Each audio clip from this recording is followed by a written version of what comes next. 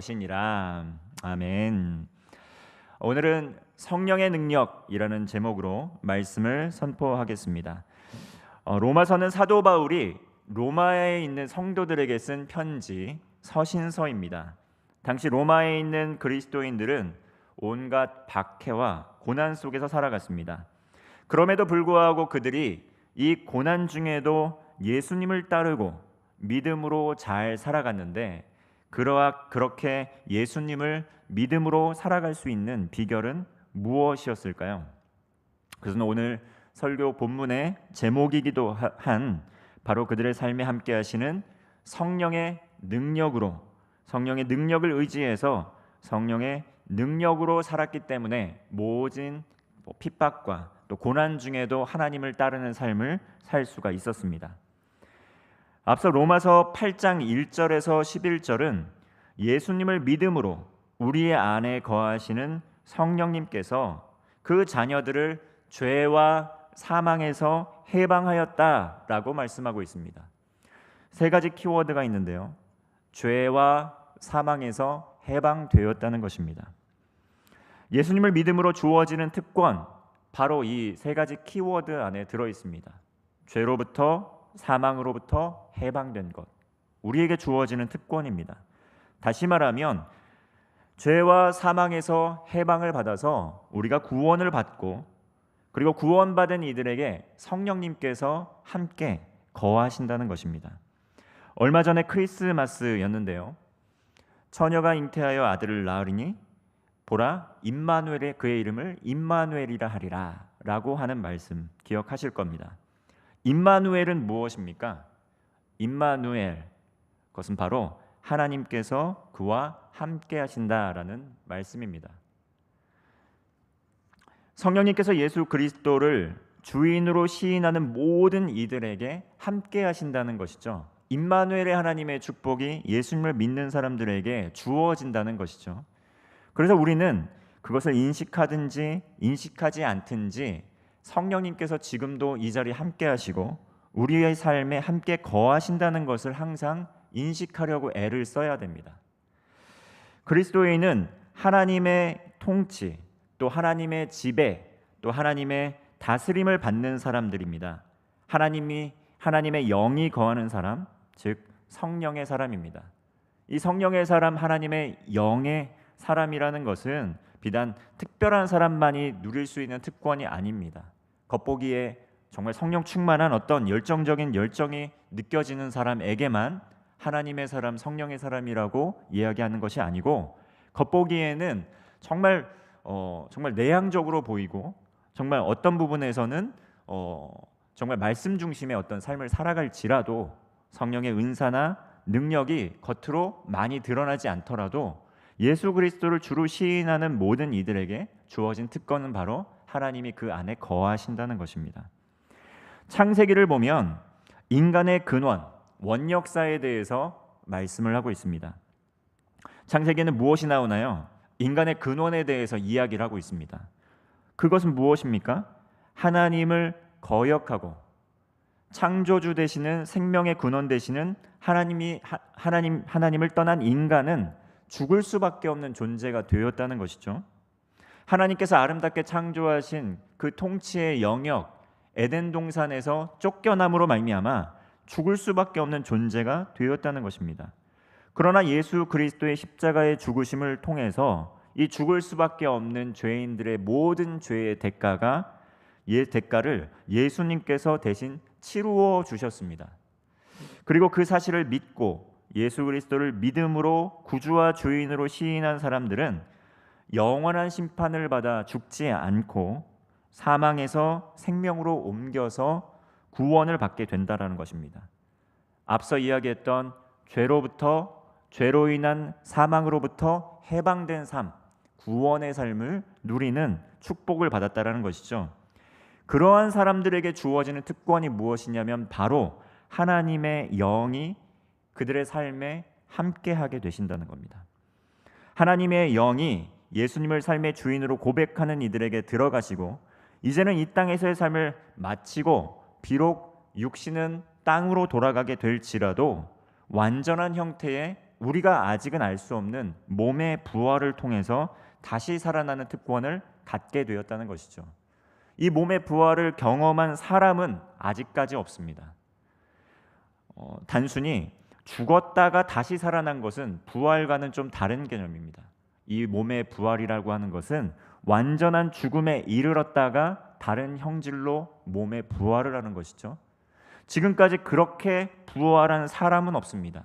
다만 예수님께서 부활의 첫 열매가 되어 주셔서 완전히 돌아가셨다가 시체 썩는 냄새가 날 정도로 부패하는 그러한 지경에 이르르셨다가 완전한 몸의 부활을 이루신 것이죠.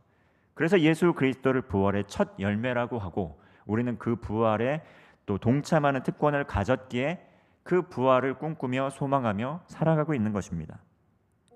오늘 본문의 말씀은 죄와 사망의 법으로 죽을 수밖에 없는 그 죄인들이 예수 그리스도를 통해서 생명의 성령의 법을 통해 구원을 받고 생명을 얻게 된 것에 대해서 이것이 우리가 빚을 진 것이다 라고 이야기를 하고 있습니다.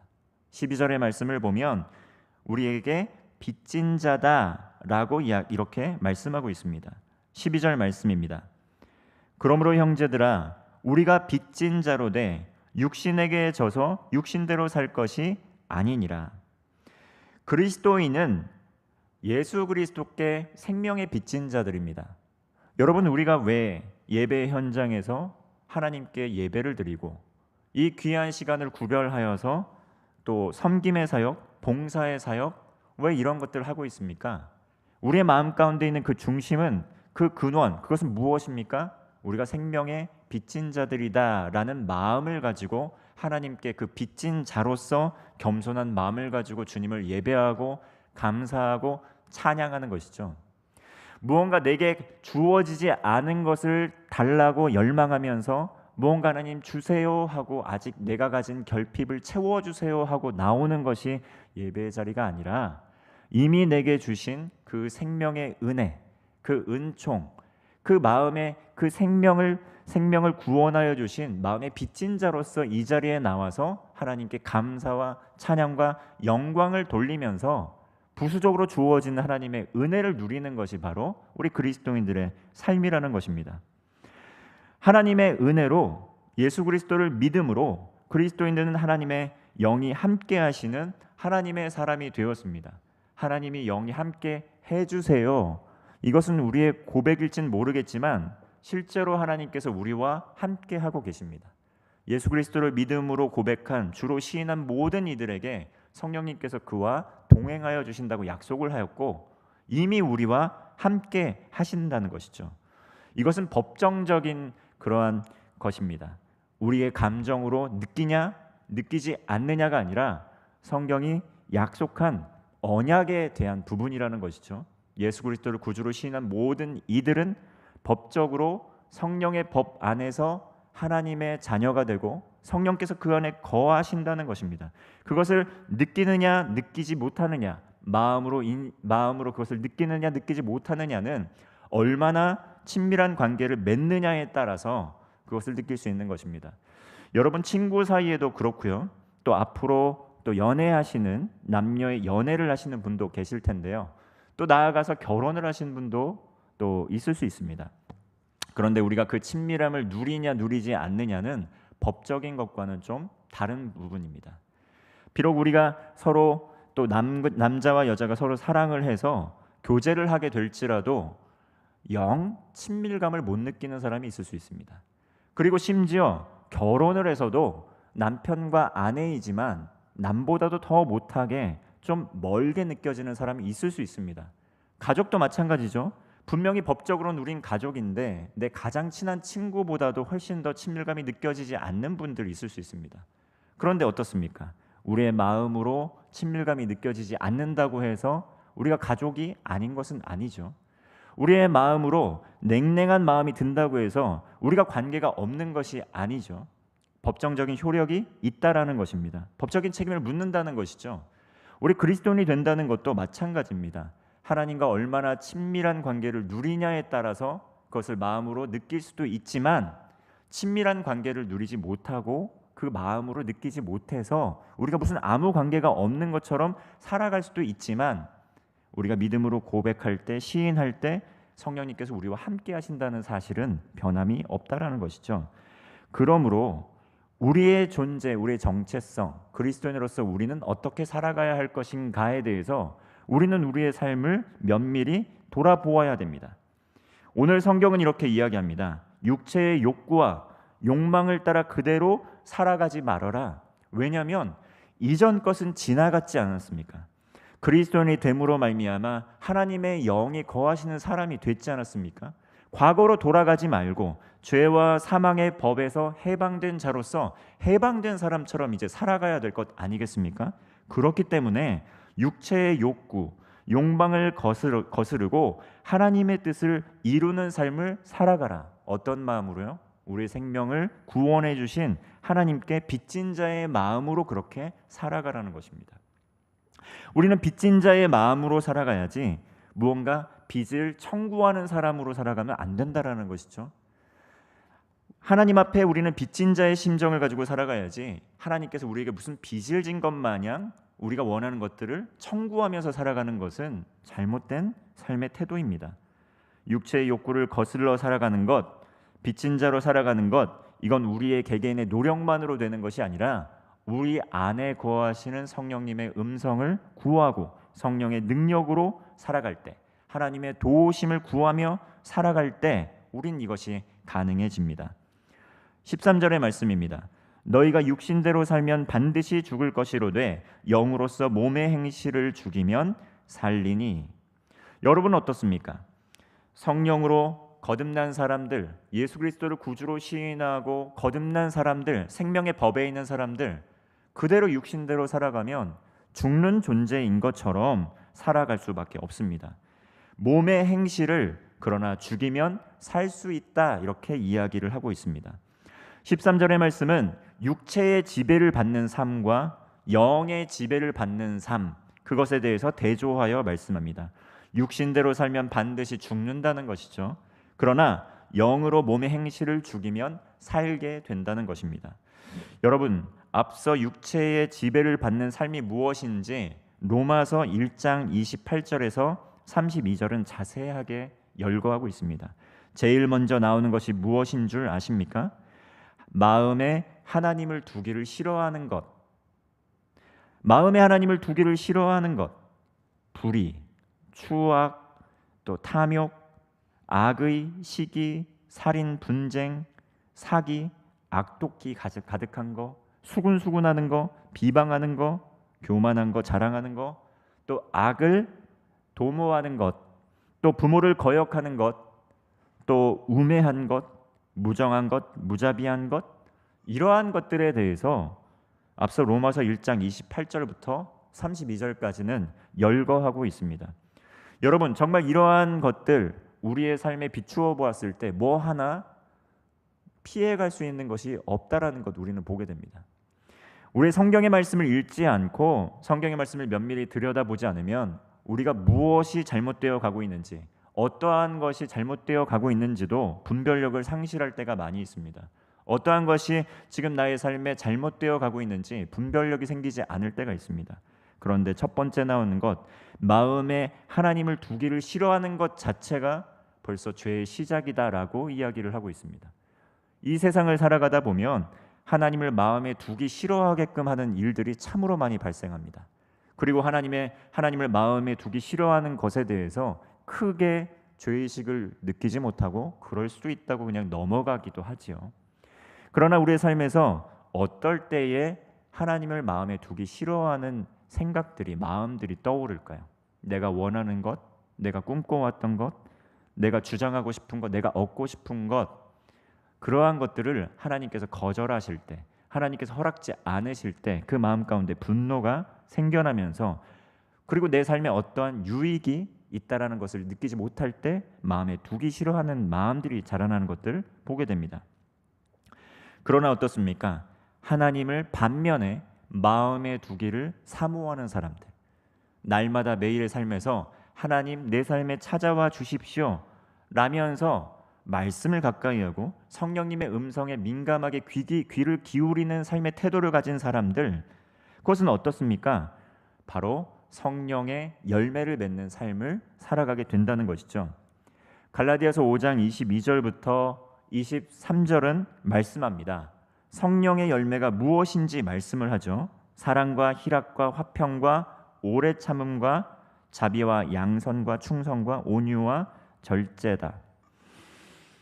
여러분은 육체의 지배를 받기를 좋아하며 살아가고 있습니까? 아니면 성령님의 지배를 받으며 살아가는 것을 사모하고 계십니까? 이것은 우리의 삶에 나타나는 열매를 통해 알 수 있습니다. 그러므로 육신대로 사는 것, 오늘날 육신대로 사는 것은 무슨 의미가 있는 것일까요? 오늘날 문화를 살아보면 굉장히 개인주의적이고 자기중심적인 그러한 것들을 부추기는 문화들이 형성이 되어 있습니다. 자기중심적인 것, 또 자기 애를 부추기는 문화들이 형성이 되어 있다는 것이죠. 그러나 여러분, 자기 애를 굉장히 경계해야 됩니다. 자신을 사랑하는 것은 굉장히 좋지만 자신만을 사랑하는 것은 이기적인 것과 또 독선으로 이끌 수 있는 그러한 어려움, 문제점이 있기 때문입니다. 사람은 영적인 존재로 지음을 받았습니다. 영적 존재로 지음을 받은 인간이 하나님을 떠나서 살아가게 될 때 그 사람에게 빈 공간이 생깁니다. 이 빈 공간은 하나님의 영이 함께 하실 때에만 채워질 수 있는 영역입니다. 그러나 이것을 모르는 사람들은 이것을 하나님 외의 것으로 채우려고 열심히 노력합니다. 내 마음속에 있는 하나님의 빈자리, 이것은 우리가 알진 못하지만 깨닫진 못하지만 허무한 것으로, 인생에 대한 허무한 마음으로, 또 외로워하는 것으로, 또 두렵고 불안한 마음들로 증상이 나타납니다. 그런데 이러한 것들을 하나님으로 채우려고 생각하고 나아가는 것이 아니라 하나님 외의 것으로 채워보려고 노력을 합니다. 결국 인간은 이러한 삶의 모양들이, 방향성들이 실존의 삶에서도 죽음으로 이끌어갑니다. 보건복지부에서 이 4대 중독의 문제의 심각성에 대해서 이야기를 하고 있고 많은 노력을 기울이고 있는데요. 인간에 있는 이 외로움과 허무함과 이 두려움의 문제들, 이러한 빈 공간들, 이런 공간들을 채우기 위한 일들 때문에 여러 가지 중독 형상이 일어나고 있습니다. 그래서 이 때문에 이것을 처리하기 위한 비용이 해마다 100조 원 정도 가까이 이른다고 합니다. 4대 중독이란 무엇입니까? 대표적으로 우리의 마음 가운데 두렵고 외롭고 불안하고 공허할 때 어떠한 것을 의존하나요? 알코올, 도박, 마약, 인터넷과 같은 것들입니다. 이러한 것들은 사람의 공허함을 해결하기 위해서 의존하게끔 하는데, 이러한 것들이 사람의 심신을 점점 망가뜨리고 하나님을 마음에 두기 싫어하는 마음들을 부추기는 것들입니다. 이것은 많은 사회 문제를 야기하는데요. 특별히 정신적인 문제들이 많이 발생합니다. 우울감, 외로움, 분노, 이러한 정서 장애들이 많이 발생하게 되죠. 4대 중독이라 규정된 것들은 사람들에게 일시적인 만족을 줍니다. 끊임없이 의존하게 합니다. 그리고 그 문제를 해결하게끔 하는 것이 아니라 더 악화되게 하는 것이죠. 의존적으로 만들고 삶을 더 제대로 살아갈 수 없도록 합니다. 오늘날 영으로서 몸의 행실을 죽이면 살게 될 것이라는 말씀을 우리의 삶에서 구체적으로 어떻게 실천하면 될까요? 그것은 바로 그리스도인들이 성령의 능력, 성령 충만함으로 우리의 삶에 있는 모든 중독적인 요소들을 한번 점검해 보는 것입니다. 여러분, 10계명 중에 나 외에 다른 신을 섬기지 말아라, 그리고 2계명 무엇입니까? 우상 숭배하지 말라는 것이죠. 여러분, 우상은 무엇입니까? 하나님 이외의 어떠한 대상을 열렬히 따르면서 그것을 인생의 모든 것을 바쳐 추종하는 것, 그것이 바로 우상입니다. 중독이라는 것은 어떻게 보면 내 삶의 만족과 기쁨을 위해서 추구하는 그 대상이 될 수 있는데요. 중독적인 것들은 바로 성경에서 이야기하는 우리의 삶에 있는 우상으로 돌변할 수 있다는 것이죠. 이러한 우상들, 우리의 삶에 있는 우상들, 중독적인 습관들, 이것을 삶에 끊어내고 거룩한 하나님의 습관으로 살아가게 될 때 우리는 성령으로 충만한 삶으로 살아갈 수 있도록 변모할 수 있습니다. 몸의 행실을 죽이면 살게 된다는 말씀, 우린 그것을 기억해야 됩니다. 그대로 시간이 흘러가는 대로, 세상이 이야기하는 대로 그대로 흡수한다면 우리는 세상의 흐름을 따라 거슬러가는 사람이 아니라 세상의 흐름을 따라가다가 육신의 행실대로 살아갈 수밖에 없는 존재라는 것을 기억해야 됩니다. 성령님을 의지하고 성령 충만한 삶을 위해서 우리는 말씀과 기도, 또 형제 자매의 진실된 교제, 또 복음을 증거하는 일에 힘을 쓰는 삶을 살면서 천국에서 우리가 구원을 받아 영원한 생명을 누리는 그 영생의 축복을 받을 뿐만 아니라 실제 우리의 삶에서도 만족과 기쁨을 누리는 삶으로 나아갈 수 있다는 것이죠. 14절의 말씀입니다. 무릇 하나님의 영으로 인도함을 받는 사람은 곧 하나님의 아들이라. 우리가 그리스도인이라고 칭할 수 있는 것, 어떤 말에서는 성령의 영으로 인도함을 받기를 사모하는 사람들에게 해당되는 말이라고 할 수 있습니다. 하나님의 영으로 지배를 받고 인도를 받는 사람이 바로 하나님의 아들이다. 이 아들이란 말은 남성적으로 성적으로 남성만 이야기하는 것이 아니라 하나님의 자녀를 지칭하는 것입니다. 형제요, 자매요, 다 하나님의 자녀들이라는 것이죠. 우리 안에 거하는 성령님의 음성에 귀를 기울이고, 우리 안에 지금 성령님이 계시는데 계시는 분에 대한 음성을 귀를 기울이고 그 가르침을 따라서 인도함을 받고 순종하는 그 사람이 바로 하나님의 사람, 하나님의 자녀라는 것이죠. 15절 말씀입니다. 너희는 다시 무서워하는 종의 영을 받지 아니하고 양자의 영을 받았으므로 우리가 아빠, 아버지라고 부르짖느니라. 죄, 사망의 법으로 정말 억압되어 있고 속박되어 있던 사람들이 죄와 사망의 법에서부터 해방되지 않았습니까? 죽을 수밖에 없는 그 어둠의 영이 아니라 이제는 자유의 영, 성령의 법을 또 입은 우리 아니겠습니까? 하나님의 자녀가 된다는 것은 이 하나님의 아들 예수 그리스도를 믿음으로 이제 죄와 사망의 법에서 해방이 되어서 생명을 누리는 자로서 하나님 나라의 소망을 가지고 부활 소망을 가지고 기쁨으로 살아간다는 것입니다. 너희가 진리를 알지니 진리가 너희를 자유케 한다고 하죠. 여러분, 우리가 신앙생활을 하는데 신앙생활을 하면 할수록 무언가 속박되고 억압되는 느낌을 갖는다고 한다면 우리가 정말 진실된 하나님을 만나고 있는지 그 자리에서 한번 점검을 해봐야 됩니다. 왜냐하면 하나님의 말씀, 하나님의 영으로 지배를 받을 때 우리의 삶에 속박과 억압의 열매가 아니라 참된 자유와 해방의 열매들이 생겨나기 때문이죠. 하나님의 자녀로 입양된 우리들은 하나님의 자녀가 되었습니다. 그래서 무서운 하나님이 아니라 아빠, 아버지로 부를 수 있는 그 하나님께서 우리의 아버지 하나님이 되신다는 것이죠. 유대인들은 감히 하나님을 아버지라고 부르지 못했습니다. 아빠는 아주 친밀한 사이에서 부를 수 있는 말이죠. 아빠, 아버지라고도 부르지 못했고 당연히 아빠라고 부르지 못했습니다. 여러분, 여기 이 자리에 큐티를 하고 있는 분들, 청년분들 많이 계실 줄로 압니다. 매일 성경 큐티 본문이 이제 민수기를 지나가고 있는데요. 민수기에 나타난 하나님, 그 구약 성경에 나타난 그 민수기 속에서 나타난 하나님 어떤 분입니까?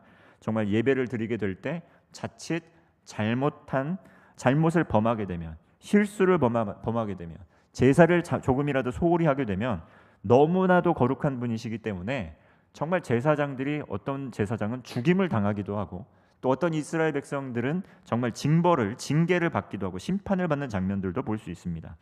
이 거룩하신 하나님, 위엄이 있는 하나님, 다소 무서워 보이기까지 하는 하나님이 바로 예수 그리스도를 통해서 아빠, 아버지가 되었다는 것, 놀라운 변화입니다. 놀라운 특권입니다. 양자가 된다는 것은 하나님의 값없는 은혜로 하나님의 자녀가 되었다는 것입니다. 영원전부터 하나님의 아들이었지만 예수 그리스도를 믿음으로 우리는 입양된 양자들입니다. 양자들이지만 우리에겐 예수님께서 주신 권한과 권세가 있는 상속자들입니다. 하나님 나라의 가족이라는 것이죠. 여러분, 우리의 정체성 어디에 있습니까? 우리는 하나님의 자녀다, 양자되었다, 하나님의 사람이다. 우리의 정체성은 바로 하나님의 자녀라는 것, 이것입니다. 천국의 시민이라는 것입니다. 이 땅에서 우리가 다니고 있는 정체성이 어떤 것이 정체성이 되고 있습니까? 지금 우리가 현재 다니고 있는 대학이 나의 정체성이 될 수 있습니다. 직장도 정체성이 될 수 있습니다. 그리고 내가 가진 재산의 규모도 또 자격증도 정체성이 될 수 있습니다. 세상에선 그것을 정체성이라고 이야기합니다. 그러나 그리스도인들은 이것이 나의 온전한 정체성이 아니라는 것을 기억해야 됩니다. 내가 가지고 있는 자원, 내가 지금 이룩한 것들이 나의 정체성이 아니라 우린 하나님 나라의 자녀이다. 나는 이곳에 보냄을 받은 자다라는 것을 기억해야 됩니다. 천국의 시민이라는 것이죠. 16절 말씀입니다. 성령이 친히 우리의 영과 더불어 우리가 하나님의 자녀인 것을 증언하시나니, 우리 안에 계시는 성령님, 날마다 하나님의 음성을 귀 기울이고 성령의 다스림을 받고자 한다면 삶을 인도하시고 능력을 주신 하나님께서 우리가 바로 하나님의 자녀라는 것을 날마다 증언하시고 확증해 주십니다. 말씀을 통해서 또 믿는 동역자들을 통해서 날마다 은혜를 부어 주신다는 것이죠. 17절 말씀입니다. 자녀이면 또한 상속자 곧 하나님의 상속자요 그리스도와 함께한 상속자니 우리가 그와 함께 영광을 받기 위하여 고난도 함께 받아야 할 것이다. 오늘 살아가는 그리스도인들, 특별히 청년의 때에 신앙생활 한다는 것, 이것은 녹록치 않은 상황이 됐습니다.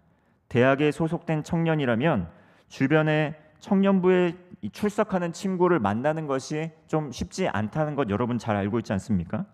신앙 공동체 이루는 것도 너무 힘겹고 어렵습니다. 그리고 자칫 잘못하면 신앙생활 하다가 내가 도태되는 것 아닌가 두려울 때도 있고 혼란스럽기도 합니다. 또 직장을 다니는 청년으로서 주변을 돌아보면 주말에 자기 개발하는 동료들, 투잡하는 동료들, 또 엔잡하는 동료들, 또 여가를 즐기기 위해서 정말 주말을 활용해서 여행을 다니는 동료들 정말 많이 보게 됩니다. 이런 상황 속에서 신앙생활하는 것 또 다른 고민거리로 느껴지게 되는 것이죠. 그러나 코로나19가 4년차를 맞이하고 있습니다. 하나님의 빈자리가 크게 느껴지는 분들도 분명히 있을 것입니다. 그리고 그것이 계기가 되어서 다시금 하나님께 나아가기로 결단한 분도 있으리라 생각됩니다. 예수 그리스도를 믿음으로 구원받은 우리 그리스도인들은 성령님께서 그의 사랑하는 자녀들과 지금도 우리와 함께하고 계신다는 것을 기억해야 됩니다. 매일의 삶에서 성경을 통해서 또 하나님의 사람을 통해서 말씀합니다. 그 음성에 세밀하게 귀를 기울여야 하는구나, 경청해야 되는구나, 정말 그리고 예수 그리스도의 부활에 나도 동참하기 위해서 육신을 따라 사는 삶이 아니라 성령을 따라 사는 삶을 살아가야겠구나, 이렇게 기억해야 된다는 것이죠. 그러므로 매일의 삶에서 주어지는 고통, 고난, 영광에 참여하기 위해 주어지는 고통과 고난도 분명히 있습니다. 하지만 장래에 약속된 부활의 영광이 있습니다. 삶의 무게와 고통이 힘겨울지라도 하나님의 말씀, 예배가 정말 우리의 삶에 있어 아무런 힘을 주지 못해서 무력감이 느껴지고 또 하나님께서 함께 하시지 않는 것 같은 감정이 들지라도 잊지 말아야 할 것은 지금도 하나님께서 우리와 함께 하시고 여전히 우리에게 말씀으로 다가오고 계시고 또 여전히 힘을 주시고 능력을 주신다는 것입니다. 일시적인 만족, 일시적인 해결책 이 세상에서 더 이상 찾지 말고 하나님을 바라보시기 바랍니다. 예수님을 바라보시기 바랍니다. 영혼의 관점으로 하나님 나라의 소망으로 오늘도 우리에게 주신 하나님의 성령의 능력을 의지하면서 승리하는 여러분 되시기를 바랍니다. 기도하겠습니다.